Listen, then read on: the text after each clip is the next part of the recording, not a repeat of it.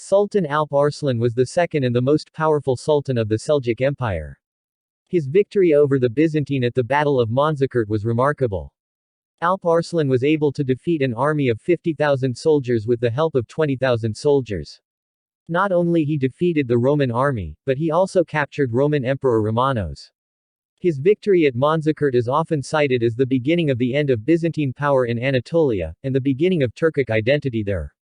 He was the only Muslim leader in history who was able to capture the Roman emperor. He opened the gate for Islam in Anatolia, modern-day Turkey. If one person was to be credited for the spread of Islam in Anatolia, then that would be Alp Arslan. His real name was Muhammad bin Dawud Chaghri. For his military courage and fighting skills, he obtained the name Alp Arslan, which means, heroic lion, in Turkish. No doubt Alp Arslan was a great military general, but his death was not as great as he was. The great Sultan of the Seljuk Empire was killed by his own mistake as he was unable to target his prisoner.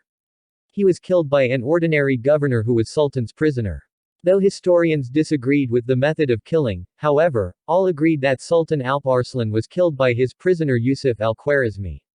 We will mention the point of view of a highly influential historian Ibn Kathir. Ibn Kathir wrote that after capturing Manzikert in 1071, Sultan went on an expedition for the conquest of Turkestan. Turkestan was located in Xinjiang province of China and also includes some parts of Central Asian countries. At that time Turkestan was controlled by the Khwarezm Empire. Alp Arslan with his powerful army reached the banks of the Amudarya River. Before crossing the river, he decided to capture the fortress at the bank of the river.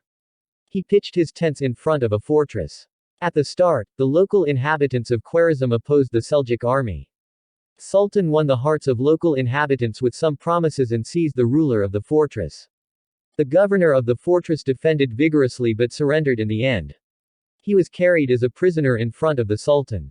Sultan sentenced him to death. Governor had hidden a dagger in his sleeves. He took his dagger out and rushed towards the Sultan.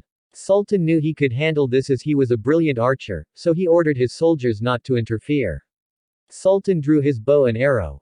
His foot slipped, he shot an arrow but missed. The man leapt on the Sultan, grabbed a knife, and stuck it into the Sultan's chest. At this point, one of the Armenians setting up the tents came and killed the Khwarezm man with a blow to the head. A few days after this incident the Sultan died from his wounds and was taken to Marv and buried next to his father Chaghri Beg. According to the Sultan's will, his son Malik Shah I took his place.